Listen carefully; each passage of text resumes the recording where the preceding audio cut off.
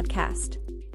Your host, Dr. KellyRae, is a renowned mindset coach and counselor, often referred to as the inner critic tamer. With a passion for guiding individuals through life's challenges, she specializes in personal growth and emotional healing. In each episode, Dr. KellyRae shares invaluable insights, practical strategies, and relatable stories designed to inspire you to take that first step toward positive change. So, grab your favorite beverage, settle in, and get ready to dive deep into meaningful conversations that empower you on your journey. Let's welcome Dr. KellyRae. Hey there, welcome back to another episode of Getting to the Week. I'm your host, Dr. KellyRae, and as always, I'm so grateful that you decided to stop by and spend some time with me. And we're going to start with a question. Have you ever worked so hard to get through a difficult season of life only to discover you weren't quite sure what to do once you got there? You spent all this time working and managing and preparing and planning, but did you know what it was going to be like when you got there? Maybe you spent years trying to heal, years trying to pay off debt, years raising kids, years surviving heartbreak, years recovering from trauma, years holding everything together. And then one day you look around and realize things are different. Not perfect, but different. The crisis isn't as loud. The pressure isn't as constant. The emergency isn't as immediate. And instead of feeling relieved, you feel almost a little unsettled.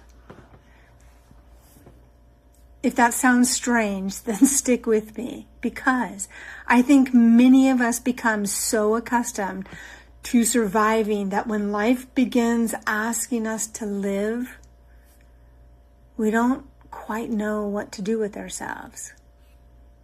So, wherever you are in the world, you know the drill. Grab your coffee, settle in, and let's get this conversation started. Lately, I've noticed something interesting. There are moments when life feels quieter than it used to. Not because every challenge has disappeared. Not because I've somehow arrived at some magical destination where everything is perfect. I'm thinking, Instagram worthy, isn't that, the social sites, they show you all the glamorous sides. But because some of the things that once demanded my constant attention aren't demanding it in the same way anymore. My daughter's grown. Many of the things I worried about years ago have already worked themselves out. I've spent years doing personal work, years learning about myself, years healing things I once thought were always going to control me.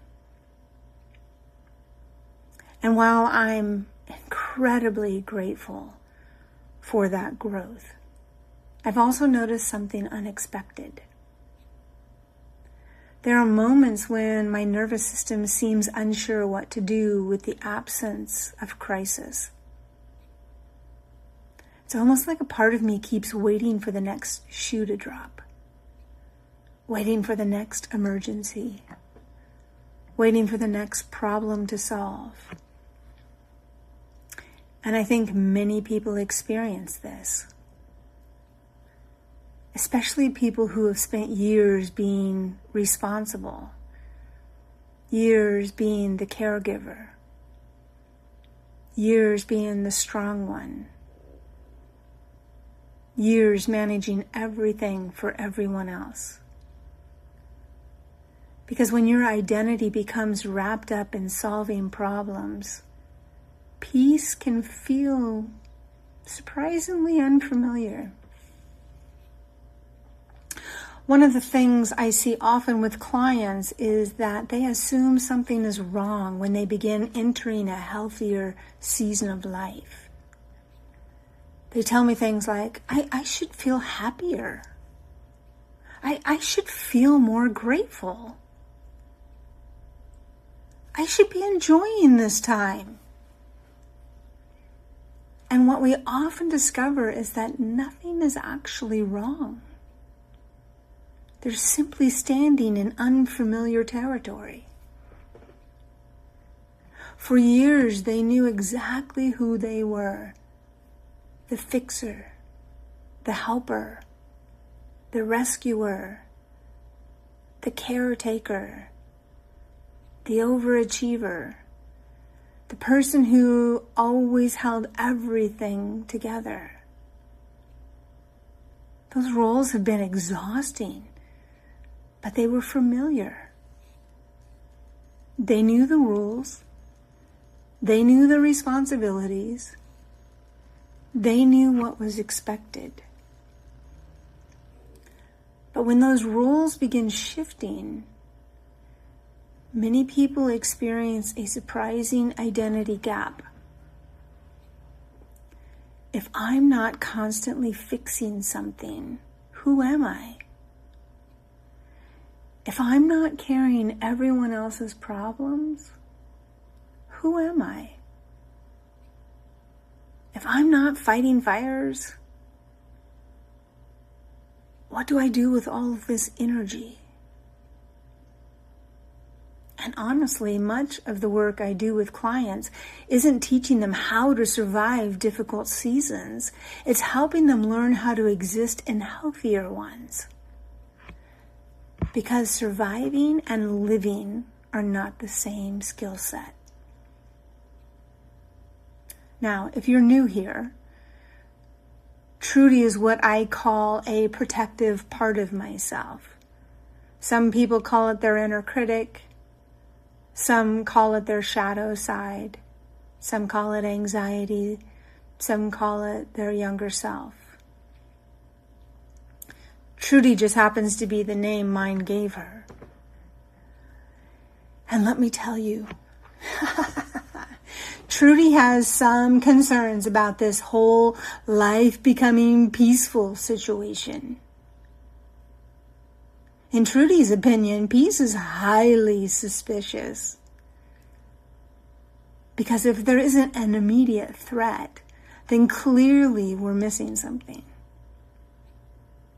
I recently came across an old picture of my daughter Amira from when she was little. In one of the pictures, a group of kids are pretending to be puppies. They have little puppy dog ears and their little noses have little black spots on them, so they look like little dogs. Every child appears fully committed to the assignment. They're crawling around, they're having fun, they're participating, and then there's Amira, looking completely unconvinced by the entire operation. Now, anybody that knows Amira, I know you're busting up right now because you know I'm not wrong. She's not upset. She's not scared. Just deeply skeptical. Like she's reviewing the strategic plan and finding several flaws. And honestly, I laughed because I recognized something familiar. Some people seem to come into this world paying very close attention, watching, assessing, reading the room, trying to understand what's happening around them. Trudy loves this kind of energy. Meanwhile, in my imagination, Trudy has been holding emergency management meetings for a very long time. Security concerns are down. Crisis reports are down. Threat assessments are down. And the Rottweiler who serves as head of security in Trudy's world has begun reviewing budget reports. According to him, suspicious activity has dropped dramatically. To which Trudy responds, exactly, that's what worries me. Because when you've spent years preparing for emergencies, peace doesn't always feel relaxing. Sometimes it feels unfamiliar. I think surviving asks very different set of questions than living. Surviving asks, what could go wrong? How do I stay safe? How do I prevent pain? How do I prepare for the worst? And those questions serve a purpose. There are seasons when they help us get through difficult times. But eventually life begins asking different questions. What brings you joy? What excites you? What lights you up? What would you pursue if you weren't busy protecting yourself? Oh, what if things actually work out? And for many people, those questions feel harder to answer than the survival questions. Because surviving often has a clear objective, whereas living requires curiosity. It requires presence. It requires receiving. It requires trust. And that can feel very vulnerable in its own way. One thing I've noticed is that many people unconsciously create new fires to put out. Not because they want problems. No, hell, they've been talking about wanting to get rid of problems. But because problems feel familiar. Being needed feels familiar. Being busy feels familiar. Being overwhelmed feels familiar. Now you notice I say they feel familiar. I don't say they feel comfortable. I don't say they feel, like you're thriving. It's familiar. And when those things start disappearing, it can feel strangely uncomfortable. Because you're now left with a different question. What do I want? Not, what does everyone else need? Not, what's the emergency? Not, what's the next responsibility? What do I want? And sometimes that's a much harder question to answer. Because many of us have spent years becoming experts at survival while never being taught how to enjoy our lives. So today, I want to leave you with a question. What if the season isn't asking you to survive? What if it's asking you to live? What if you don't need another problem to solve? Another crisis to manage?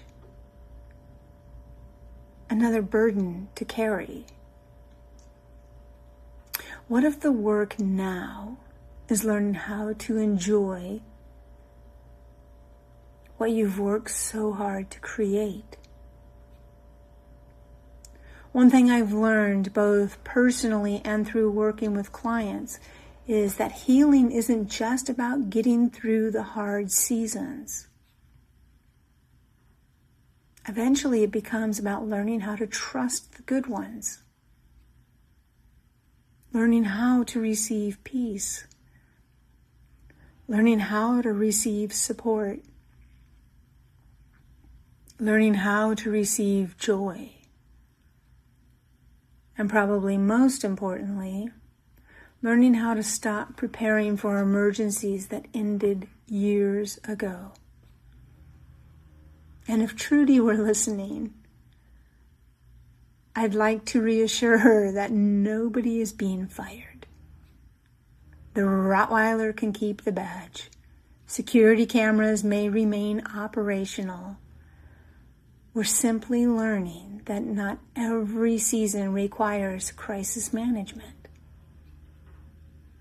Thank you so much for joining me for another episode of Getting Through the Week. Until next time, take care of yourself. Be kind to yourself, and remember, you don't have to earn peace by staying in survival mode. Sometimes the next step in healing is learning how to live. Until next time, please know I send you so much love. Thank you for joining us for another episode of the Getting Through the Week podcast with Dr. KellyRae. If you're looking to connect with her or schedule an appointment, here's how you can reach her. Follow her on Instagram at AskDrKellyRae. Check out her Facebook page at Dr. KellyRae. Find her on TikTok at Dr. KellyRae. Visit her website at drkellyrae.com. Or send her an email at drkellyrae@gmail.com. Until next week, Dr. KellyRae sends you so much love.